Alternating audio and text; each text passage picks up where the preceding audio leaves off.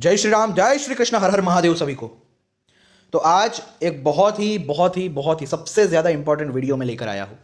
यहाँ पे आपको साफ साफ नज़र आएगा कि जो पाखंडी होते हैं वो कैसे मूर्ख बनाते हैं। साफ साफ नज़र आएगा कि हर जगह अद्वैत है, फिर भी द्वैत क्यों बीच बीच में कभी कभी ऐसा लगने लगता है कि यहाँ पे देखो द्वैत आ गया। क्या वास्तविकता में वो श्लोक में द्वैत होता है, या फिर कुछ पाखंडी ऐसे होते हैं जो अपनी मर्जी से डाल देते हैं। और सबसे इंपॉर्टेंट चीज़ मैं यहाँ पे आपको पाखंडियों के ट्रांसलेशंस के साथ रियल वैष्णवास जिनको माना जाता है माधवाचार्य, रामानुजाचार्य, उनके भी ट्रांसलेशंस दिखाऊंगा। क्योंकि मैं जब भी गलत ट्रांसलेशन इस्कॉन के दिखाता हूँ या किसी और के दिखाता हूँ तो ये जो इनके जो पाखंडी गुरु लोग हैं वो बहुत बेवकूफ़ बना देते हैं कि भाई ये तो हम वैष्णव लोग ऐसा ही मानते हैं इसलिए ये सही है, लेकिन वो गलत है। मैं बहुत बार बता चुका हूँ कि किसी भी वैष्णव संप्रदाय ने, चाहे वो रामानुजाचार्य हो, माधवाचार्य हो, किसी ने भी ट्रांसलेशंस को नहीं बदला है। ट्रांसलेशंस एज इट इज़ रखे, जो श्लोक है उसका मीनिंग एज इट इज़ रखा है। लेकिन फिर भी क्योंकि लोग अज्ञानी हैं और उनके पाखंडी प्रभुओं को भी पता है कि वो लोग कहाँ देखने जाएंगे, तो इसलिए वो मूर्ख बना देते हैं। लेकिन अब नहीं। अभी मैं जो जीव और आत्मा की जो सीरीज कर रहा हूँ उसके रिलेटेड भी ये है कि आखिर मैंने बताया जीव भाव एक अलग ही भाव है। वो बंधन की अवस्था जब होती है तब उसे जीव कहते हैं, तब वो खुद को अनुभव करता है, लेकिन वास्तविकता में आत्मा की दृष्टि से वो व्यापक है। तो इसलिए मैं ये वीडियो फिर से लाया क्योंकि मैंने अभी एक इस्कॉन एक्सपोज वीडियोस का जो वो चैनल है उसमें भी इसको एक्सपोज किया था, लेकिन उसको और डिटेल में मैं यहाँ पे बताने जा रहा हूँ। ये दो ऐसे जो लोग हैं गौड़िया, इतना याद रखो, ये वीडियो को देखने के बाद आपको पता चल जाएगा कि गौड़िया वाले सबसे बड़े पाखंडी नीच लोग हैं। चाहे वो गौड़िया यानी इस्कॉन वाले हो या मुकुंदानंद कृपालू जी वाले हो, क्योंकि यही एक ऐसा सेक्ट है जो गलत ट्रांसलेशंस करता है। बाकी कोई वैष्णव संप्रदाय गलत ट्रांसलेशंस नहीं करता। ये मैं प्रूव करूंगा आज, रामानुजाचार्य को भी दिखाकर और माधवाचार्य को भी दिखाकर। पहले ये ऑनलाइन दिखाऊंगा, उसके बाद मैं बुक खोल के भी दिखाऊंगा। और सबसे इंपॉर्टेंट चीज़ कि यहाँ पे एक बहुत इंटरेस्टिंग हमें सीख मिलने वाली है। आपको ये तो पता चल जाएगा कि गौड़िया वाले ही ऐसे बदमाश है जिनके कारण दूसरे जो रियल वैष्णव संप्रदाय है वो बदनाम हो रहा है। ये पहली चीज़ आपको ये पता चलेगी। दूसरी चीज़ आपको ये पता चलेगी कि अद्वैतवाद इन्होंने भी माना है। वो मैं आज रामानुजाचार्य की कमेंट्री से दिखाऊंगा। तो ये जो बेवकूफ़ बनाने के जो ये फॉर्मूला इनका चलता है ना, वो बंद हो जाएगा। तीसरी सबसे इंपॉर्टेंट चीज़ ये पता चलने वाली है कि कैसे ये जो 13th चैप्टर है गीता का, वो पूरी तरह से हमें बताता है कि कैसे हम पहले जीव भाव में होते हैं, लेकिन वास्तविकता में जब हम खुद को अकर्ता जान लेते हैं तो ये पता वो अपने परम भाव में हम स्थित हो जाते हैं। और पुरुष और प्रकृति के संयोग से ही ये सब कुछ हो रहा है। तो ये सांख्य का भी हमें आइडिया लगेगा, वेदांता का भी आइडिया लगेगा। तो इसीलिए ये वीडियो बहुत ज़्यादा इंपॉर्टेंट है। और सबसे ज़्यादा इंपॉर्टेंट इसलिए है क्योंकि आपको पता चलेगा कि रियलिटी में गौड़िया वाले ही पाखंडी है सबसे बड़े। क्योंकि देखो बाकी के जो कुछ आचार्य है उन्होंने अपनी जो वाद रखने की कोशिश की वो कमेंट्री में की, लेकिन ये गौड़िया वाले पहले ऐसे व्यक्ति मतलब लोग हैं कि इतने बड़े पाखंडी कि वो कमेंट्री नहीं, भाई वो तो ट्रांसलेशन ही बदल देंगे। उनके बाप का है ना ट्रांसलेशन, उनके बाप बोल के गया है। कृष्ण की तो इज्जत है ही नहीं उन्हें, क्योंकि जो लोग ट्रांसलेशन बदल देते हैं अपने भगवान के, अपने से धंधे के लिए, वो उन्हें क्या भगवान की इज्जत होगी? 1% भी नहीं होती है ऐसे लोगों को। तो ये गौड़िया वाले ही है जो ट्रांसलेशंस बदल रहे हैं, बाकी कोई वैष्णव संप्रदाय या कोई भी दूसरे संप्रदाय नहीं बदल रहे।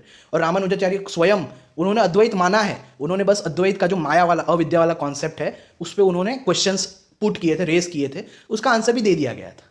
लेकिन ऐसा दिखाया जाता है कि भाई ये तो विरोधी थे, ये सब लोग विरोधी थे, सब अद्वैत के विरोधी थे, इस तरह से दिखाया जाता है। लेकिन ये नहीं दिखाते कि उनके 4 संप्रदाय आपस में भी विरोध करते हैं। जैसे कि ब्रह्मसूत्र में माधवाचार्य ने रामानुजाचार्य के भी खिलाफ बोला है और इसके खिलाफ। तो हर 4 जो भी संप्रदाय है वो अपने अलावा के दूसरे संप्रदायों को रिफ्यूट उसने किया है ब्रह्मसूत्र में, लेकिन वो लोग ये नहीं बताएंगे। वो लोग तो सिर्फ यही बताएंगे भाई सबने अद्वैत का विरोध किया, ऐसा बताएंगे। ऐसा बताने की यही हर जगह यही तो कोशिश है। लेकिन आज आपको पता चल जाएगा कि रियलिटी है क्या, कौन वास्तविकता में पाखंडी है। और उन पाखंडियों के कारण जो रियल वैष्णवास है वो भी बदनाम हो रहे हैं बेचारे।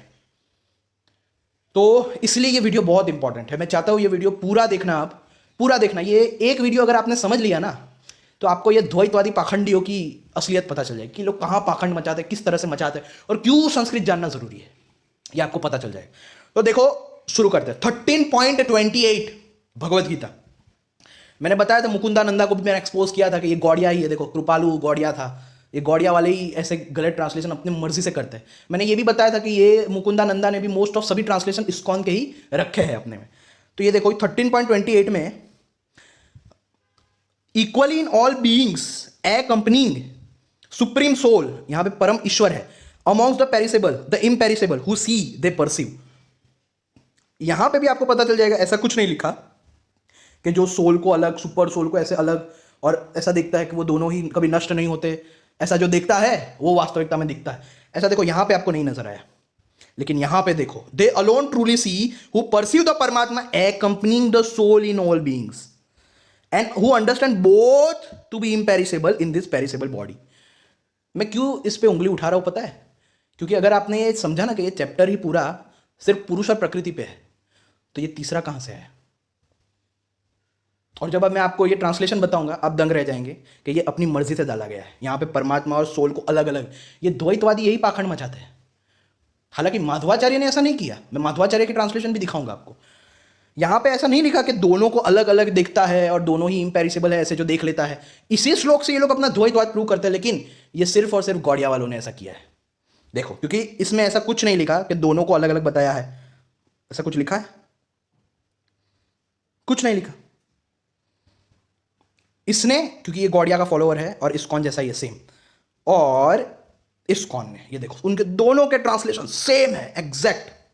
One who sees the super soul accompanying the individual soul in all bodies and who understands that neither the soul nor the super soul is ever destroyed actually sees।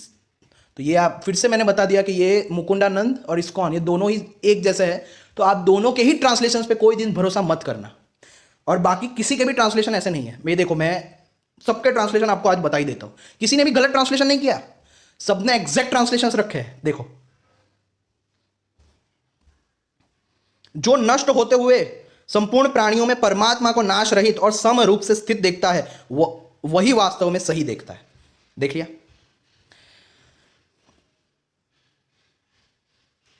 Ramanujacharya, आपको आश्चर्य होगा, रामानुजाचार्य जी ने यहां पे परमेश्वर आत्मा को ही लिया है। दंग रह गए ना आप? क्यों लिया पता है? रामानुजाचार्य वैष्णव, पहले वैष्णव संप्रदाय, श्री वैष्णव संप्रदाय, जिनसे वैष्णव संप्रदाय एग्जिस्टेंस में आया, वो रामानुजाचार्य। मैं उनकी कमेंट्री आपको, मैं बुक खोल के, मेरे पास उनका भाष्य है, मैं दिखाऊंगा। क्यों? क्योंकि ये पूरा चैप्टर सिर्फ दो तत्वों पे है, पुरुष और प्रकृति। और परम ईश्वर यहां पे आत्मा को इसलिए कहा गया because it is the ruler, जो रूलर है। आत्मा रूल करता है ना बॉडी को, मन को और ये सबको। तो देखो, रामानुजाचार्य ने यहां पर बिल्कुल सही कमेंट्री की। और ये जो खुद को बोलते हैं हम वैष्णव संप्रदाय इसलिए हम ऐसा मानते हैं, किसी भी वैष्णव संप्रदाय ने ऐसा पाखंड नहीं मचाया जैसा ये गौड़िया वालों ने मचाया है, इस्कॉन वालों ने मचाया है। उन्होंने देखो क्या कमेंट्री की है। He who sees the atman as it is really is, he is the one who sees the atman as a distinct entity in all embodied beings that are composed of prakriti and purusha, even in bodies of diverse nature of gods, man, etc. The true seer is one who sees the Atman as the supreme ruler. देखो, Atman as the supreme ruler in all these bodies. आत्मा को व्यापक भी स्वीकार किया। As the imperishable self, though the bodies are subject to destruction, conversely, the purport is that he who sees the Atman only as characterized by the unreal forms of the bodies. देखो, ये जो बोलते हैं ना ये अद्वैतवादियों को कि ये भाई अनरियल अनरियल अनरियल, भाई अपने रामानुजाचार्य को देख लो, वो क्यों लिख रहे हैं unreal forms of the bodies. ये बॉडीज को क्यों अनरियल उन्होंने बताया, unreal forms of the bodies as man, gods etcetera, and as possessed of birth that etcetera, such a person is perpetually caught up in transmigratory existence. यानी ये शरीर जो unreal है, उनका नाश होने पर भी आत्मा का नाश नहीं होता। लेकिन जो ऐसा मानता है आत्मा का नाश हो जाता है, वो बंधन में रहता है। तो देखो, रियल वैष्णवास कब उन्होंने, देखो कि आपको दिख रहा है, हाँ दिख रहा है, और भी मैं दिखा देता हूं। ये देखो रामानुजाचार्य की जो भी मैंने दिखाया सेम। देखो, स्वामी गंभीरानंदा ने भी ऐसी कोई कमेंट्री नहीं, ऐसा कोई ट्रांसलेशन नहीं किया कि भाई सुपर सोल और सोल को ऐसे एक साथ जो अलग अलग देखता है और ये मानता है दोनों का ही नाश नहीं, दोनों ही अब सदा रहते हैं। और वो दो पक्षी वाला श्लोक दिखाए, दो पक्षी में पहला पक्षी तो जीव भाव है और दूसरा पक्षी हमारा वास्तविक स्वरूप आत्मा भाव है। ये देखो, किसी ने भी ऐसे ऐसा गलत ट्रांसलेशन नहीं किया। मैं सबका दिखा देता हूं। 13.28 ये गीता सुपर साइट, ये देखो, who sees the supreme ruler dwelling alike in all bodies and never perishing when they perish, he sees indeed. ना इन्होंने गलत ट्रांसलेशन किया, he sees who sees the supreme lord as existing equal in all beings and as the imperishable among the perishable. He sees who sees the supreme lord existing equal in all beings the unperishing within the perishing. किसी ने भी नहीं, देखो किसी ने भी नहीं। ये रामानुजाचार्य का फिर से देखो, ना ये शंकरा नारायण ने, ना श्री पुरोहित ने, किसी ने भी ये गलत ट्रांसलेशन नहीं किया। क्यों सिर्फ इन्हीं दोनों ने किया जो गौड़िया वाले हैं। मैंने आपको बताया था मुकुंदानंदा को फॉलो मत करो, वो बदमाश है। कृपालु जी खुद एक बदमाश था जिसने पूरे खुलेआम गलत ट्रांसलेशन बताता था लोगों को। तो कृपालु का ही ये वंशज है, शिष्य है ये। लेकिन रियल वैष्णविज्म कभी भी गलत ट्रांसलेशन नहीं करते हैं। मैंने रामानुजाचार्य का भी दिखा दिया, दूसरे सबका भी दिखा दिया, और माधवाचार्य का भी दिखा देता हूं। ये देखो माधवाचार्य की गीता कमेंट्री है मेरे पास। आज जान ही लो सच। ये जो खुद को बड़े वैष्णव चिल्लाते फिरते हैं ना, वो आपकी अज्ञानता का फायदा उठा रहे हैं। रियल वैष्णविज्म ऐसा है ही नहीं जैसा ये इस्कॉन या कृपालु, ये जो घूमे फिरते रहते हैं गलत ट्रांसलेशंस करके। मुकुंदानंदा की साइट में गलत ट्रांसलेशंस है, मैंने बताया था, मैंने पहले भी एक्सपोज किया है उसके ऊपर वीडियोस। मैंने बताया वो इस्कॉन को ही कॉपी मारता है, उसने अपने ट्रांसलेशन इस्कॉन से ही चुराया है। आज मोस्ट ऑफ साइट इस्कॉन की है, इसलिए लोगों को बुद्धि नहीं आती, इसलिए उन्हें अद्वैत समझ नहीं आता। तो ये देखो, ये मध्वाचार्य, हाँ मध्वाचार्य, कौन सा पेज नंबर था? 469, 13.28।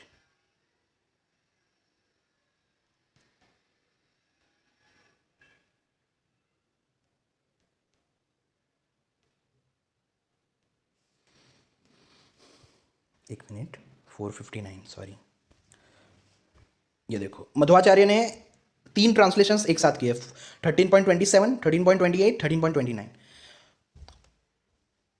Whatever there is, even to the smallest measure, whether animate or inanimate, know them, O Arjun, to have been born from the union of the field and the knower of the field, यानी पुरुष और प्रकृति। knower यानी जानने वाला, जो पुरुष है, और ये जो फील्ड है यानी ये क्षेत्र। ये पूरा चैप्टर ही क्षेत्र और क्षेत्रज्ञ पे है, यानी 2 तत्वों की बात की गई है। आपको चैप्टर मैं अभी बताऊंगा जब बुक खोल के, तब आपको भी पता चल, यहाँ पे 2 ही तत्वों की बात की गई। तो कोई चाहे तो भी ये जो अलग तीसरा तत्व है उसको घुसा नहीं सकता, लेकिन इन पाखंडियों ने घुसाया। यही मैं बताना चाह रहा हूं। जबकि जो रियल ऑथेंटिक वैष्णव आचार्य है, जो मैंने एक रामानुजाचार्य दिखाए, ये मध्वाचार्य को भी देख लो। Equally among all the creatures, he sees the supreme Lord abiding, never perishing. Even when all else perishes, he verily pursues. उन्होंने क्या लिखा कि सोल के साथ साथ accompanying, और दोनों ही नहीं मरते। वो पता है वो श्लोक वैसा ट्रांसलेट क्यों किया गया गौड़ियाओं के द्वारा, पाखंडियों के द्वारा, इस्कॉन के द्वारा, ताकि अपना द्वैतवाद प्रूव कर सके, अपना पाखंडवाद प्रूव कर सके। लेकिन किसी भी वैष्णव आचार्यों ने गलत ट्रांसलेशन करके अपना ये सिद्धांत प्रूव करने की कभी कोशिश नहीं की। ये देख लो माधवाचार्य ने भी कभी ऐसा नहीं लिखा। He who pursues the Lord abiding equally everywhere, he does not injure the self by the self, then he attains the supreme goal. अब मैं देखो, सबसे मैंने बता दिया कि रियल कल्प्रिट जो है, जो खुद को वैष्णव चिल्लाते फिरता है, गौड़िया वाले, जिसमें मुकुंदानंदा भी शामिल है और ये इस्कॉन वाले भी शामिल है, वही ऐसे है जो गलत ट्रांसलेशंस करते हैं। बाकी किसी वैष्णव आचार्य ने नहीं किए। और बिलीव मी, मैंने इतनी मेहनत तो नहीं, इतनी ज़्यादा भी नहीं, ये जो इनको एक्सपोज किया है इस्कॉन के गलत ट्रांसलेशन, हर जगह बुद्धि योग को भक्ति, भगवत सेवा, ज्ञान योग को भी सांख्य, सब जगह बस भक्ति घुसा दी गलत ट्रांसलेशन करके। और जहाँ जहाँ अद्वैतवाद प्रूव हो रहा था वहाँ पे तो पूरा ट्रांसलेशन ही बिगाड़ दिया। तो वो लिटरली इनके प्रभु लोग जो है वो इतना झूठ बोल रहे हैं लोगों को कि हम वैष्णव वाले अलग ही है, सारे वैष्णव ऐसा ही ट्रांसलेट करते। सोचो, और ये मूर्ख जनता उनकी बात को मान भी रही है। मतलब कितने बड़े अनपढ़ गवार है ये लोग कि इनको इतनी बुद्धि भी नहीं रही कि पहले रिसर्च तो करे कि क्या सच में बाकी के लोगों ने भी ऐसा ही ट्रांसलेट किया है। मैं खुल्लम खुल्ला चैलेंज देता हूं, किसी भी वैष्णवाचार्य ने, गौड़ियाओं के अलावा, इस्कॉन के अलावा किसी भी आचार्य ने गलत ट्रांसलेशंस नहीं किए हैं। माधवाचार्य ने भी हर जगह बुद्धियोग को बुद्धियोग ही रखा है, और जहां पे आत्मा को कहा गया अहम आत्मा गुड़ाकेश, वहां पे अहम आत्मा आई एम द सेल्फ ही रखा है। वहां पे ऐसा नहीं कि I am the supreme soul लिख दिया हो।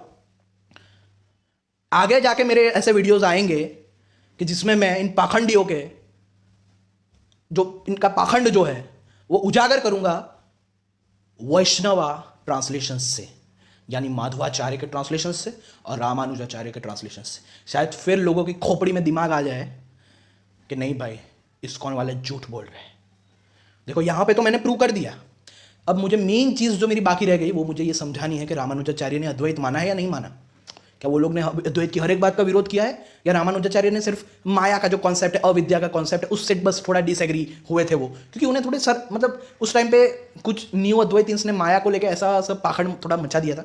अविद्या और विद्या माया में डिफरेंस नहीं पता था, उसके कारण लोग अज्ञानी थोड़े, वो सिचुएशन ऐसी हो गई थी जिसके कारण वो रेफ्यूटेशंस एक तरह से रेफ्यूटेशन नहीं है अगर रियल अद्वैत को देखा जाए तो। जिसको विद्या माया और अविद्या माया के बीच डिफरेंस नहीं पता, उनको वो कंफ्यूजन में ला सकते हैं कि हाँ यार ये तो रेफ्यूटेशन है। लेकिन जिनको डिफरेंस पता है, रियल अद्वैतियंस, उनका खंडन नहीं है वो, लेकिन उस तरह से लोगों को दिखाया नहीं जाता। तो मैं रामानुजाचार्य का भाष्य आपको दिखाऊंगा, ट्रांसलेशंस भी दिखाऊंगा, सब कुछ दिखाऊंगा। और ये पूरा जो चैप्टर है ना वो पूरा यही है, ज्ञेय और मतलब पुरुष और प्रकृति, कि कैसे पुरुष अपने आप को प्रकृति से लिप्त करके जीव भाव को धारण कर लेता है। मतलब ऐसा समझने लगता है कि मैं ही जीव हूं, इसलिए वो जन्म मृत्यु में फंस जाता है। लेकिन जब वो खुद को अकर्ता देख लेता है, उसे ये पता चल जाता है कि प्रकृति के 3 गुण, यानी प्रकृति ही सब कुछ कर रही है, मैं तो अकर्ता हूं, तो वो मुक्ति को प्राप्त हो जाता है। ये मैं आपको दिखाऊंगा। और सबसे बड़ी चीज, इस्कॉन का एक और पाखंड मैं दिखाने वाला हूं। आज का वीडियो बहुत धमाकेदार है, इसलिए मैं कह रहा हूं पूरा देखना, मजा आ जाएगी। तो चलिए शुरू करते हैं। शुरू करने से पहले मुझे एक चीज आपको दिखानी है। रामानुज विशिष्ट अद्वैत के प्रवर्तक, श्री वैष्णव संप्रदाय इन्हीं से शुरू हुआ था। वो रामानुजाचार्य प्रथम वैष्णव संप्रदाय जो है उनका भाष्य है ये। मैं इसमें दिखाना आपको चाहूंगा कि देखो इन्होंने भी अद्वैत को माना है। ये जो मिसकंसेप्शंस, ये पाखंडी इस्कॉन वाले जो फैलाते हैं हर जगह, हाँ, कि वैष्णव ये है वो है, ऐसा मानते वैसा मानते। हाँ, कुछ कुछ बात पे डिसएग्री उन्होंने किया, लेकिन उसका मतलब ये नहीं कि अद्वैत पूरा का पूरा ही गलत है, ऐसा उन लोगों ने बोल दिया। नहीं, यहां पे वो अद्वैत ही मान रहे। देखो ये उनका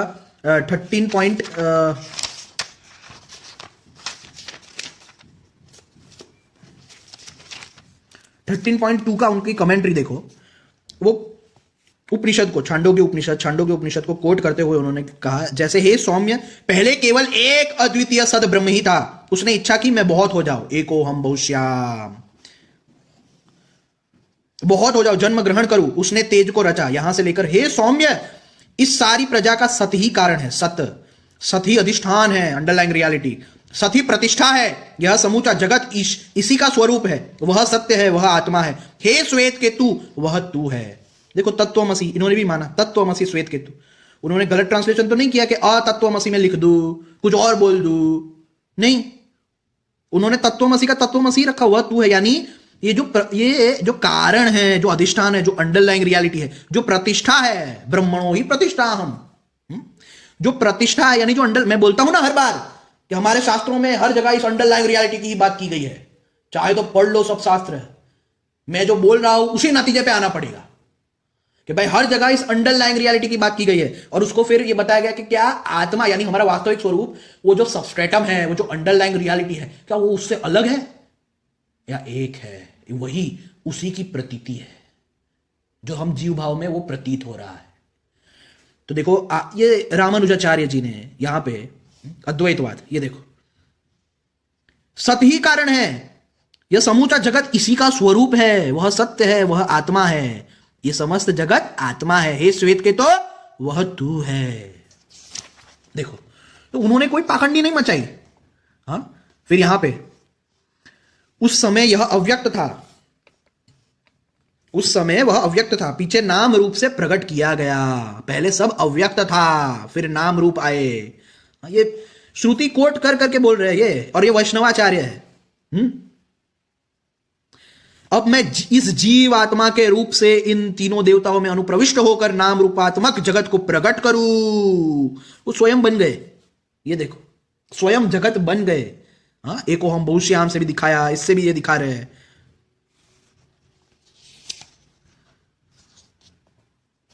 देखो, इसलिए स्थूल सूक्ष्म जड़ चेतन के रूप में ब्रह्म ही कार्य और कारण है। हाँ, ब्रह्म ही कार्य और कारण है इन सब के रूप में।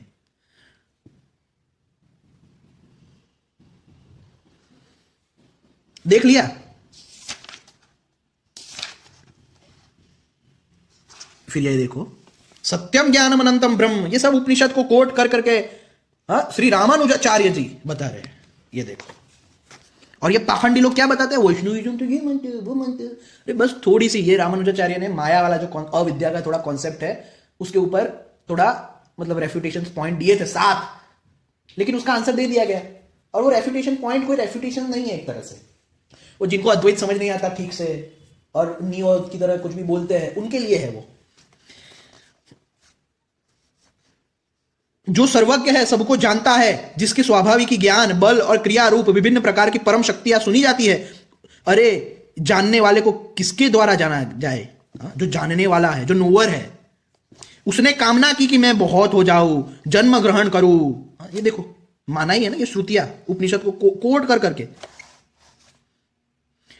वह नाम रूप से ही प्रकट हुआ। हे वत्स, आत्मा के देखे सुने मनन किए और समझे जाने पर यह सब कुछ जाना हुआ हो जाता है। आत्मा को जानने से यह सब कुछ जान जाता है, क्योंकि आत्मा इज द अंडरलाइंग रियलिटी। जैसे सभी मिट्टी के बने घड़े जो है, उसकी अंडरलाइंग रियलिटी क्या है? मिट्टी, यानी कारण क्या है? मिट्टी। तो मिट्टी को जानने से सभी मिट्टी के पदार्थों को हम जान सकते हैं कि उसका ही स्वरूप है। जैसे इतनी सारी अलग अलग लहरें हैं, लेकिन उनकी अंडरलाइंग रियलिटी कारण क्या है? पानी। तो पानी को जानने से वो सारी लहरों की रियलिटी हम जान गए कि सारी लहरें तो पानी ही है। वैसे ही ये सब कुछ जो है वो आत्मा का, जो आत्मा जो कारण है, जो अधिष्ठान है, हाँ, जो कॉज है, वही इफेक्ट बना है।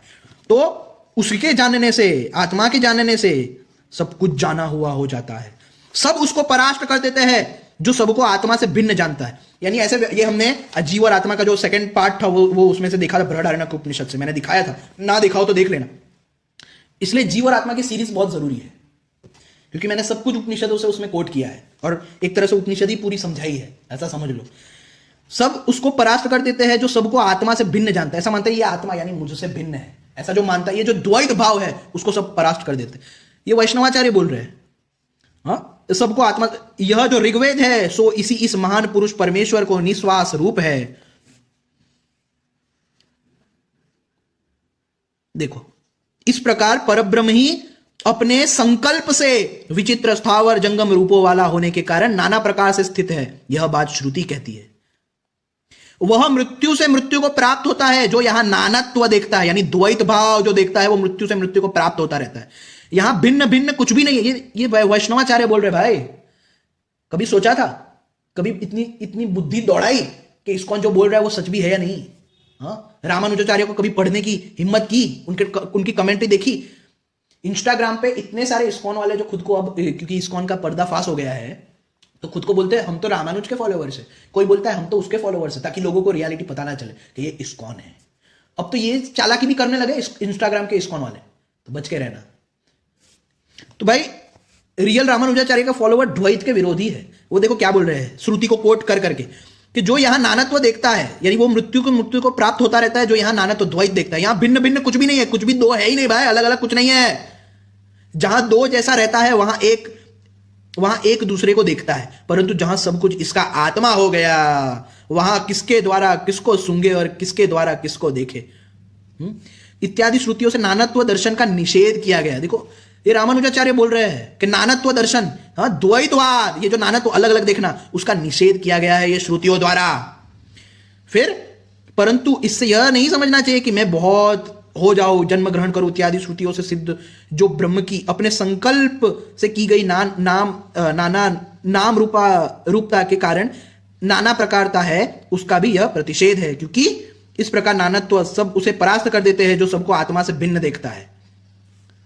लेकिन आत्मा से भिन्न जो भी कुछ देखता है कोई व्यक्ति कि ये मुझसे अलग है, उसको सब परास्त कर देते। ये हमने बृहदारण्यक के उपनिषद से मैंने दिखाया था, ये सेकंड पार्ट, जीव और आत्मा की जो सीरीज थी उसका सेकंड पार्ट, उसमें मैंने ये बताया था। मैं फिर से ये डिटेल में नहीं जाऊंगा।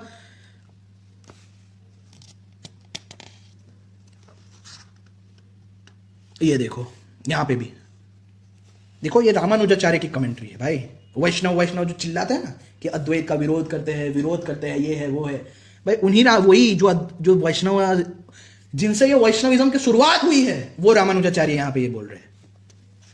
राजन, मैं, तू और अन्य सभी पंचभूतों के द्वारा धोए जा रहे हैं। यह पंचभूत वर्ग भी गुणों के प्रभाव में पकड़कर जा रहा है। पृथ्वी पते ये सत्व आदि तीनों गुण भी कर्मों के वश में है, और वे कर्म सब जीवों में अविद्या के द्वारा संचित है। अविद्या वस्तुतः आत्मा शुद्ध, अविनाशी, शांत, निर्गुण और प्रकृति से परे है। सब प्राणियों में एक रूप से स्थित इस आत्म तत्व की वृद्धि और क्षय भी नहीं है।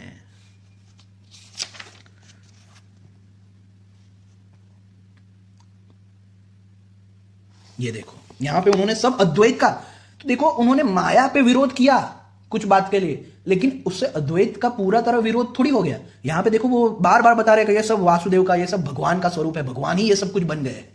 ये देखो,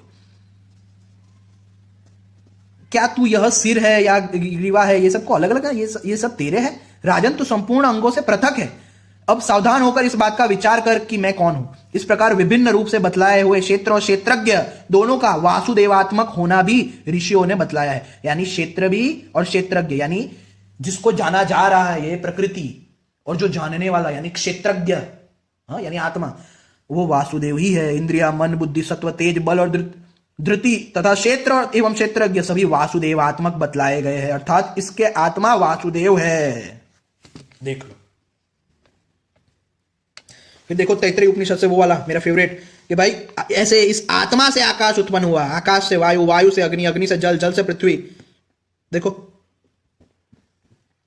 यहां पे मैंने ये क्यों मैंने बताया, ताकि आपको पता चले कि इस्कॉन जो भी बोल रहा है ना, दूसरे वैष्णविज्म का, वैष्णव संप्रदाय का सहारा लेकर, वो झूठ फैला रहा है, झूठ फैला रहा है, ये बताने की कोशिश की। तो अब हम आते हैं रियल, जो जिसके बारे में ये था कि भाई प्रभुपाद ने, कहां गई प्रभुपाद की गीता, ये रही प्रभुपाद की गीता। प्रभुपाद गलत ट्रांसलेटर, ये और ये गौड़िया वाले ही ऐसे है। अब तो मैं ये समझ गया हूं, क्योंकि मुकुंदानंदा ने भी यही सब कारनामे किए हैं। अरे हर वर्ड्स गलत ट्रांसलेट करते हैं यार, कुछ कुछ ही सही मिलता है, और नाम देते हम तो वैष्णव हैं, वैष्णव लोग ऐसा ही करते हैं, लेकिन किसी भी वैष्णव आचार्य ने ऐसा नहीं किया। तो अब आप समझ जाओ कि कौन आपको मूर्ख बना रहा है, समझ जाओ आप। देखो 13.28, ये देखो, ये श्लोक था ना जो मैंने अभी दिखाया। जो परमात्मा को समस्त शरीरों में आत्मा के साथ देखता है, और यह समझता है कि इस नश्वर शरीर के भीतर न तो आत्मा न ही परमात्मा कभी भी विनष्ट होता है, वही वास्तव में देखता है। आत्मा और परमात्मा ये अलग अलग दिखाने के लिए ऐसा लिखा है, जबकि श्लोक में ऐसा नहीं लिखा। और श्लोक, अरे भाई ये पूरा चैप्टर ही है ना, वो क्षेत्र और क्षेत्रज्ञ पे है, यानी दो तत्वों पे है। जब दो तत्वों पे ये चैप्टर है, तो आत्मा, परमात्मा, प्रकृति, ये तीन तत्व कहां से आ गए? सोचो। मैंने बताया था जीव भाव वो सदा नहीं रहता, जीव भाव एक अवस्था है, और आत्मा ब्रह्म है क्योंकि वो व्यापक है।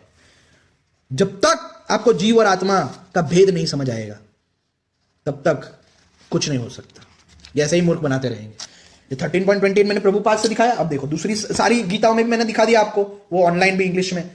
अब इस चैप्टर को अच्छे से समझना, क्योंकि ये बहुत डीप चैप्टर है, इसमें आपको पूरी तरह से चीजें समझ में आने लगेगी। क्योंकि जो पुरुष सब में समभाव से स्थित परमेश्वर को समान देखता हुआ अपने द्वारा अपने को नष्ट नहीं करता, इससे वह परम गति को प्राप्त होता है। और यह आत्मा की ही बात है। यहां पे इवन रामानुजाचार्य ने यहां परमेश्वर ये सबको आत्मा लिया है। क्यों? मैं दिखाता हूं क्यों। क्योंकि ये जो पूरा जो चैप्टर है ना, वो क्षेत्र क्षेत्रज्ञ पे है, यानी दो तत्वों पे है। इस प्रकार क्षेत्र और क्षेत्रज्ञ के भेद को तथा कार्य सहित प्रकृति से मुक्त होने को जो पुरुष ज्ञान नेत्रों द्वारा तत्वों से जानते हैं, वे महात्मा जन पर ब्रह्म परमात्मा को प्राप्त होते हैं। और ये सब आत्मा के लिए है। मैं पूरा समझाता हूँ बाद में, लेकिन ये दिखाना इसलिए जरूरी था, नहीं तो इसको वाले और भी पाखंड मचा देते। अरे यहाँ पे ऐसा है ना, इसलिए वहां पे वैसा किया, यहाँ पे ऐसा। तो इसलिए आपको बताना है कि ये आत्मा और पुरुष और प्रकृति के विषय में है। यहाँ पे तीसरा कोई तत्व ही नहीं है कि ये अपनी मर्जी से इस्कॉन वाले उसको डाल सके। तो रामानुजाचार्य से ही देखते हैं 13.28 में रामानुजाचार्य ने क्या कहा। वैसे तो मैंने ऑनलाइन जो उनकी कमेंट्री दिखा दी आपको। रामानुज 13.28 ये देखो,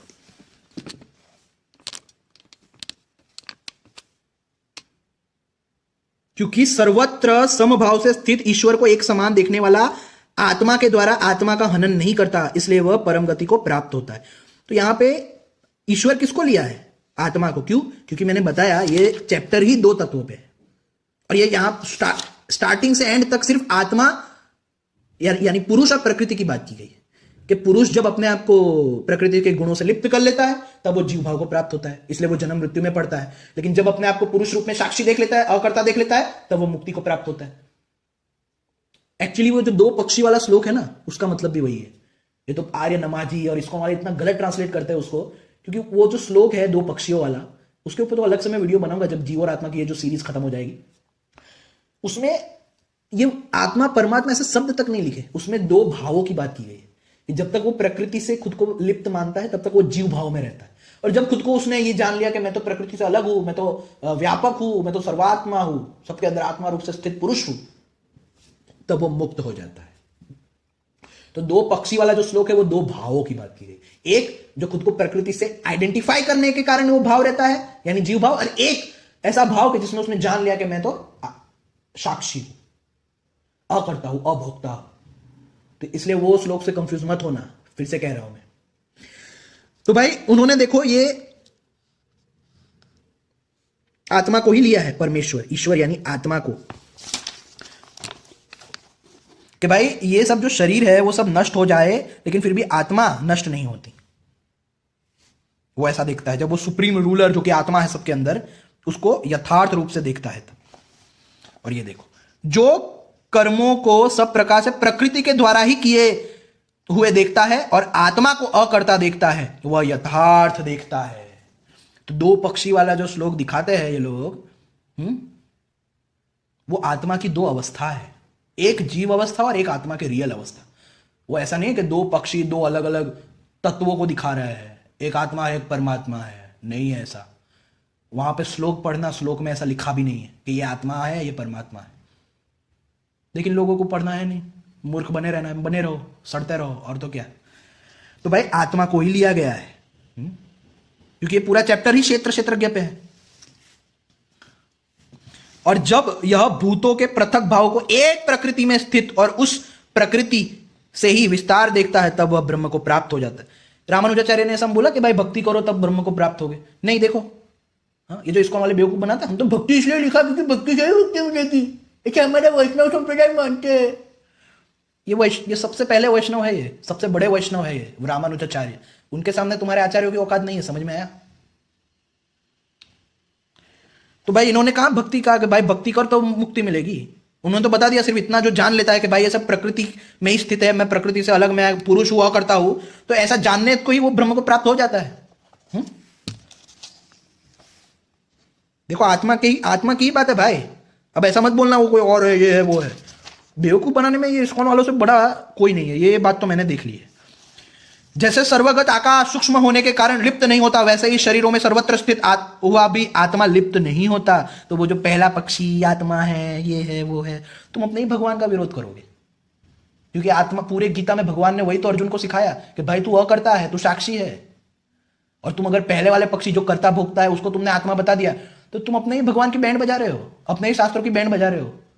इसीलिए लोग हंसते हैं तुम पे, इस्कॉन वालों, और आर्य नमाजी हो तुम पे भी, क्योंकि तुम्हें इतना बेसिक सेंस नहीं है कि पहला वाला पक्षी तो करता और भोगता है, तो वो कैसे आत्मा हो सकता है। हाँ, आत्मा को तो हर जगह साक्षी बताया गया है। ये गवार लोग हैं, इनको स्पिरिचुअलिटी की का एस भी नहीं पता, सनातन का भी एस नहीं पता। भारत जैसे एक ही सूर्य समस्त लोक को प्रकाशित करता है, वैसे ही क्षेत्रज्ञ समस्त क्षेत्र को प्रकाशित करता है। इस प्रकार क्षेत्र क्षेत्र के भेद को और भूत प्रकृति के मोक्ष को जो ज्ञान नेत्रों के द्वारा देख जान लेते हैं, वे परम तत्व को प्राप्त होते हैं। ऐसा तो नहीं कहा कि भाई भक्ति करने से परम तत्व को प्राप्त, क्योंकि तुम लोग तो इसको वाले ऐसा ही फैलाते हैं कि भाई बाकी सब मार्ग तो सही है लेकिन अंत में भक्ति से ही मुक्ति मिलेगी, ऐसा हमारा वैष्णव संप्रदाय कहता है। लेकिन किसी भी वैष्णव आचार्यों ने गलत ट्रांसलेशन नहीं किया, मैं फिर से बोल रहा हूं, किसी ने नहीं किए। प्लीज आप लोग उनकी जाल में मत फंसो। वो जो भी बोले सब झूठ है। वो एबीसीडी भी बोले तो भी उन पर भरोसा मत करो। मैं पढ़ चुका हूं ये इन लोगों को, इसलिए मैं बोल रहा हूं। तो ये वैष्णव नहीं थे क्या, ये रामानुज? हाँ, विशिष्टाद्वैत सबसे पहला वैष्णव संप्रदाय जिन्होंने खोला, श्री वैष्णव संप्रदाय जिनका है।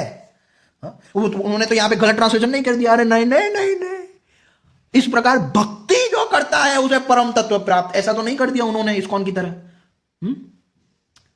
तो भाई सिर्फ ये जान लेना कि ये क्षेत्र क्या है। क्षेत्रज्ञ में नोअर हूं, आई am the knower, I am the witness, मैं अकर्ता आत्मा हूं। और ये क्षेत्र जो है वो प्रकृति के ही सब गुण है, वही सब बरत रहे हैं, ऐसा जिसने जान लिया उसे मुक्ति मिल जाती है भाई। फिर तुम क्यों टांग अड़ाते हो अपनी, तो भक्ति से ही मुक्ति मिलेगी।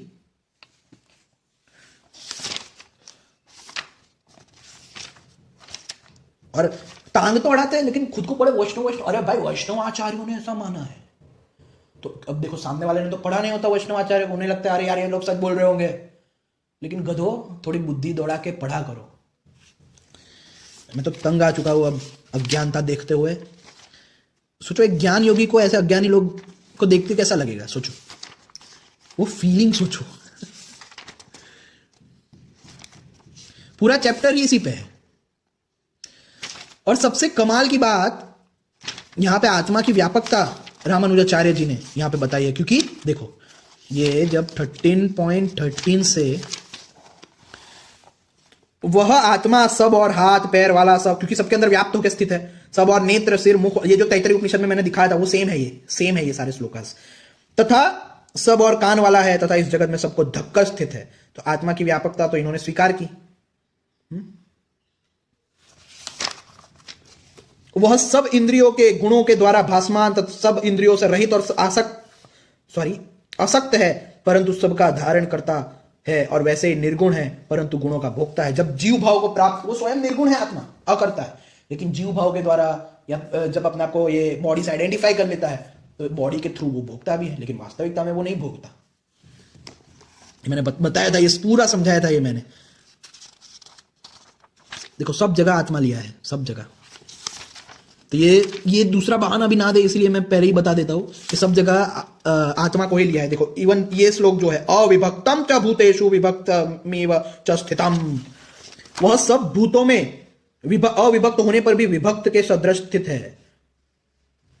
तथा वह ज्ञेय तत्व सब भूतों का भरता ग्रसने वाला और उत्पन्न करने वाला भी है। और ये किसको माना है रामानुजाचार्य ने? आत्मा को ही माना है। देखो आत्म तत्व, देवता मनुष्य आदि समस्त प्राणियों में सर्वत्र स्थित आत्म तत्व, आत्मस्तु आत्मवस्तु सर्वत्र स्थितम, विभाग रहित एकमात्र ज्ञाता स्वरूप होने के नाते विभाग रहित है, यानी अनडिवाइडेड है। परंतु अज्ञानियों की समझ में देवता आदि के आकार में यह देव है, यह मनुष्य है, इस प्रकार विभक्त के सदृश स्थित है, यानी ये डिवाइडेड लगता है अज्ञानियों को। इसलिए इस्कॉन वाले सब में डिवाइड करते रहते हैं, लेकिन परम वैष्णव आचार्यों ने तो ऐसा माना ही नहीं है। उन्होंने तो देखो अद्वैत को ही माना कि विभाग रहित है ये आत्मा सबके अंदर।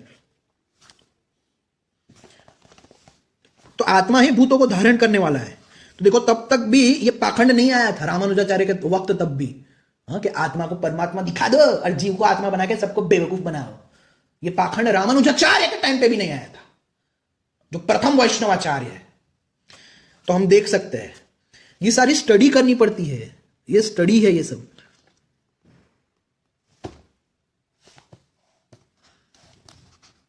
देखो आत्म प्रभाव रूप।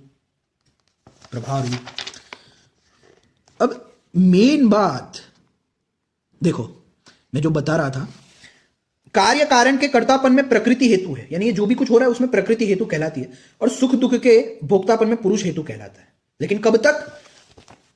पुरुष प्रकृति में स्थित हुआ ही प्रकृति से उत्पन्न गुणों को भोगता है, और गुणों का संग ही उसके अच्छी बुरी योनियों में जन्म का कारण है। यानी जब तक इस पुरुष को जीव भाव रहता है, वो खुद को भोक्ता करता मानता है। भोक्ता करता मानना ही जीव भाव है, खुद को प्रकृति के गुणों से आइडेंटिफाई कर लेना।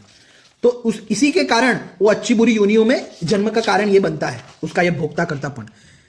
लेकिन वास्तविकता में इस शरीर में यह पर पुरुष उपद्रष्टा अनुमंता भरता भोक्ता महेश्वर और परमात्मा भी है, ऐसा कहा गया है। यानी वास्तविकता में तो ये सिर्फ दृष्टा है, देखो आत्मा कोई नहीं, तो ये इसको वाले फिर से बेवकूफ बना देंगे। तो यहां पे पुरुष की बात की गई है, तीसरे किसी की बात नहीं की गई, क्योंकि इस्कॉन ने यहां पे एक गलत ट्रांसलेशन किया है अपनी गीता में। लेकिन मैं दिखा दूं रामानुजाचार्य के ट्रांसलेशन और भाष्य से भी दिखा दूं कि यहां पे परमेश्वर महेश्वर आत्मा को माना है। देखो, तथा यह पुरुष इस शरीर में, शरीर इंद्रिय और मन के लिए परमात्मा है, क्योंकि वो स्वामी है। देखो, मन के अर्थ में आत्मा शब्द का प्रयोग तो यहां समीप में ही है।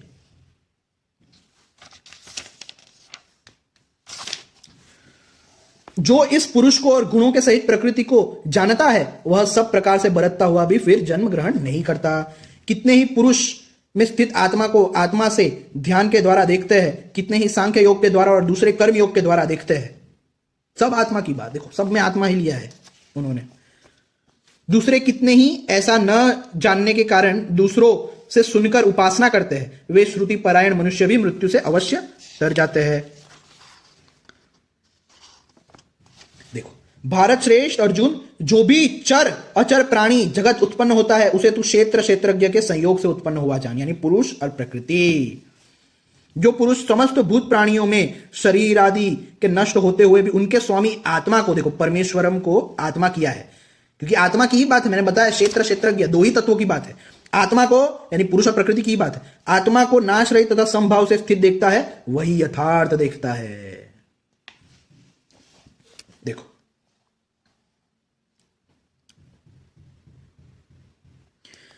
तथा उन शरीर इंद्रिय और मन के लिए परमेश्वर होकर, ये आत्मा ही उनके लिए परमेश्वर होकर रहने वाला है। उस आत्मा को जो मनुष्य उन नष्ट होने वाले शरीर आदि में ज्ञाता रूप से यानी जानने वाला रूप से समानाकार तथा अविनाशी स्वभाव वाला न होने से नष्ट न होता हुआ देखता है, वही यथार्थ देखता है। तो ये सब आत्मा की बात थी, कोई तीसरे तत्व की बात थी नहीं, क्योंकि सर्वत्र संभाव से स्थित ईश्वर को एक समान देखने वाला आत्मा के द्वारा आत्मा का हनन नहीं करता, इसलिए वो परम गति को प्राप्त होता है। 13.28 वहां पे फिर से आगे। तो ईश्वर किसको कहा गया? आत्मा को। आत्मा को ईश्वरम आत्मानम। हर जगह इस आत्म तत्व का वर्णन है, हर जगह। जो कर्मों को सब प्रकार से प्रकृति के द्वारा ही किए हुए देखता है और आत्मा को अकर्ता देखता है, वह यथार्थ देखता है। तो अभी तक ये था कि भाई पहले तो ये बताया कि प्रकृति के ये गुण होते हैं, लेकिन वो खुद को प्रकृति के गुण से आइडेंटिफाई करने के बाद पुरुष जो है वो जन्म मृत्यु में फंसता रहता है। लेकिन फिर वो खुद स्वयं को वास्तविकता में तो यह पर, ये पर उपद्रष्टा यानी साक्षी मात्र है, सबका स्वामी है, परमेश्वर है, कंट्रोलर है, वो कोई गुणों के अधीन नहीं है। और ये जो भी कुछ है वो प्रकृति के गुण ही करते हैं, वास्तविकता में ऐसा कुछ आत्मा नहीं करती,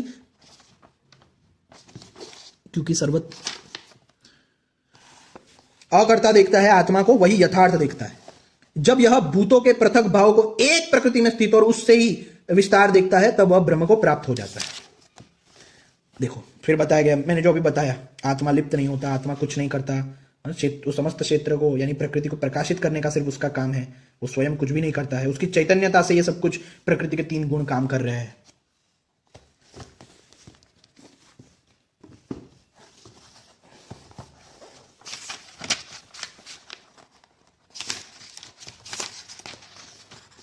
ये देखो, इसमें भी इस देह में स्थित यह पुरुष वास्तव में परमात्मा ही है। देखो, तो ये बताने की कोशिश इसमें की कि वास्तविकता में ये जो खुद को ये कर्ता मानता है, प्रकृति के गुणों से लिप्त होके ये भटक योनियों में ऐसे भटकता रहता है, यानी जीव भाव, इसे ही जीव भाव कहते हैं कि खुद को प्रकृति का स्वरूप प्रकृति के 3 गुणों से आइडेंटिफाई कर लेना। लेकिन वास्तव में यह जब जान लेता है कि यह वास्तव में परम तत्व है, जो उपद्रष्टा यानी साक्षी है, और वही ये सब कुछ बना है।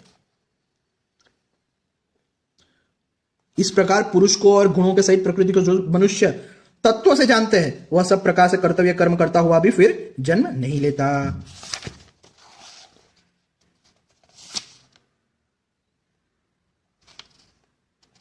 तो ये पूरा जो था वो क्षेत्र क्षेत्रज्ञ यानी आत्मा यानी पुरुष और प्रकृति के बारे में था। एक बात पता चली आपको इससे, मैंने जो जीव और आत्मा में जो भी बताया वो भी आइडिया आपको लग गया है, और वो 2 पक्षी वाला जो श्लोक है वो कैसे देखना है, किस नजरिए से देखना है, वो भी आपको आइडिया लग गया है। और ये चैप्टर भी समझ में आ गया, जो द्वैतवादियों का एक हथियार हो सकता था ये चैप्टर गलत इंटरप्रेट करके, तो वो भी आपको पता चला। यहाँ पे क्षेत्र क्षेत्रज्ञ यानी 2 की ही बात है, 2 की ही बात है, क्षेत्रज्ञ यानी जानने वाला। तो यहाँ पे पहले बताया गया कि आत्मा यानी जब वो जीव भाव को प्राप्त होता है, जो कि आत्मा नहीं होता, मन होता है, मन ही अलग अलग भावों को प्राप्त होता है, याद रखना। ये जितनी भी अलग अलग योनियां हैं वो सब मन के भाव है। तो जब वो जीव भाव में होता है यानी प्रकृति से आइडेंटिफाई हो जाता है और अपने आप को ये तीनों गुणों से युक्त मान के ये कर्ता और भोक्ता समझने लगता है, वही जीव भाव। तो वो पहला पक्षी की अवस्था। लेकिन जब वो स्वयं को यथार्थ देखता है कि ये सारे गुण प्रकृति के हैं, सब कुछ प्रकृति द्वारा हो रहा है, मैं तो अकर्ता हूं, मैं तो साक्षी हूं, मैं तो निर्लिप्त हूं, तब वो सेकंड पक्षी की अवस्था में, अपनी वास्तविक अवस्था में, यथार्थ अवस्था में आ जाता है। ये था ये चैप्टर पूरा इस पे। और पाखंडियों ने क्या मचा दिया आप देख सकते हैं। एक मुझे जोक की बात ये प्रभुपाद जी की, प्रभुपाद जी बोल रहा हूं मैं, सोचो कि गीता में ये बता जी बोल रहा हूं मैं ये प्रभुपाद पता नहीं अपने पैर पे कितना कुल्हाड़ी मारेगा, मैं तो बोल नहीं सकता। अरे कहाँ गया 13.15 13.13 देखो 13.13 में ये गधा देखो क्या लिखता है। अब मैं तुम्हें ज्ञेय के विषय में बतलाऊंगा जिसे जानकर तुम नित्य ब्रह्म का आस्वादन कर सकोगे। या ब्रह्म या आत्मा जो अनादि है और मेरे अधीन है, इस भौतिक जगत के कार्य कारण से परे स्थित। ये मेरे अधीन, पहली बात तो देखो ये मत परम का ट्रांसलेशन मेरे अधीन। कोई छोटा सुअर भी होगा ना उसे भी पता होगा कि मत परम यानी मेरा जो परम रूप है वो है ब्रह्म। और सबसे मजे की बात इसने यहां पे ब्रह्म का आत्मा लिख दिया, ब्रह्म या आत्मा। और दूसरी बात, अगर ये इसको ब्रह्म माना तो उसने अपना ब्रह्म ज्योति का कॉन्सेप्ट भी नष्ट कर दिया। कैसे? क्योंकि ये जो कहा गया है ब्रह्म के बारे में, उसके बाद वाला श्लोक देखो, उसके हाथ पांव आंखें सिर तथा मुंह और तथा उसके कान सर्वत्र है, इस प्रकार परमात्मा सभी वस्तुओं में व्याप्त होकर अवस्थित है। यानी इसने अपने ही ब्रह्म ज्योति के कॉन्सेप्ट को नष्ट कर दिया ये कहकर कि उसके हाथ पांव कान ये सर्वत्र है, तो वो ज्योति कैसे हुआ? अरे इस्कॉन वालों क्या करो, क्या करोगे तुम लोग? तुम्हें तो ठीक से पाखंड मचाना भी नहीं आता लेकिन इनके फॉलोअर्स इतने गधे हैं, इनको समझ में भी नहीं आता। देखो देखो मैंने इतनी गीता इसकी पढ़ी है, मुझे इसके इतने सारे लूपहोल्स दिख गए। ब्रह्म तो ज्योति बोलता था, यहां पे तो ब्रह्म को ये बता दिया कि सब हर जगह हाथ पैर मुंह कान वाला है। बच्चों ऐसे तो मैं बहुत लूपहोल्स दिखा सकता हूं इस्कॉन वालों, तुम कल्पना भी नहीं कर पाओगे। वैसे मैंने दिखाया ही एक कि भाई गलती से जो सही ट्रांसलेशंस कुछ जगह कर दिया है वो। लेकिन ये एक चीज मुझे यहां पे और दिखानी थी, मुझे याद नहीं आ रहा कौन सा था वो।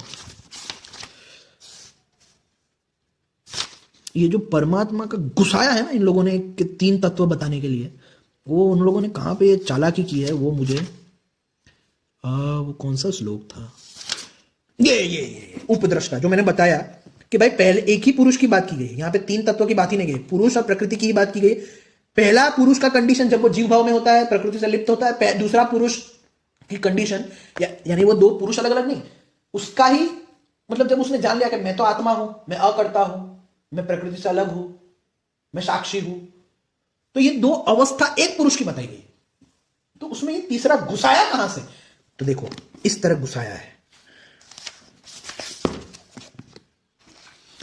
तो भी इस शरीर में एक अन्य दिव्य भोक्ता है जो ईश्वर है, जबकि श्लोक में ऐसा कुछ नहीं है। परम स्वामी और साक्षी तथा अनुमति देने वाले के रूप में विद्यमान है और जो परमात्मा कहलाता है। देखो मैं दिखाता हूं, उपद्रष्टा, साक्षी, अनुमंता, अनुमति, वो आत्मा को कहा गया। इवन रामानुजा के भी मैंने भाष्य से दिखाया। भर्ता यानी स्वामी, भोक्ता यानी परम भोक्ता, परम ये आत्मा की बात है, उसकी परम अवस्था की बात है जब वो साक्षी अपने आप को जान लेता। इति, इति यहां पे भी नहीं आएगा, इति का मतलब भी नहीं होता। हाँ? इति का मतलब है होता है, यानी वास्तविकता में जो ये खुद को अभी तक ये 3 गुणों से आइडेंटिफाई करके जन्म मृत्यु को ग्रहण कर रहा था, वो वास्तविकता में उपद्रष्टा है यानी साक्षी है, दिव्य है, पर है यानी प्रकृति से परे है। लेकिन यहां पे इन लोगों ने इस तरह से तीसरा घुसा दिया। तो द्वैतवादी ऐसा करते हैं, ये पाखंडी लोग ऐसा करते हैं। जबकि ये पूरा चैप्टर किस लिए है, किसके बारे में है? क्षेत्र और क्षेत्रज्ञ के बारे में।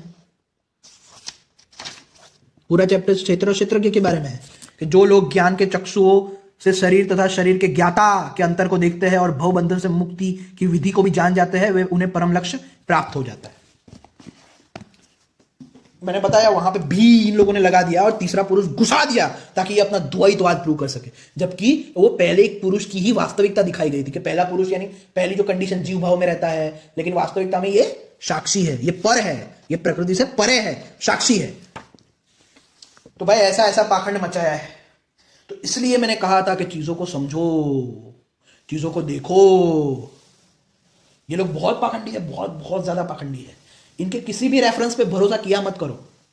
अभी इतने सारे वीडियोस के बाद तो आइडिया आ जाना चाहिए 60% रॉन्ग ट्रांसलेशंस, फिर हर जगह कैसे भक्त, ओ गॉड, इतना एक्सपोज किया मैंने इसको, वो भी कम है, मैं जानता हूं।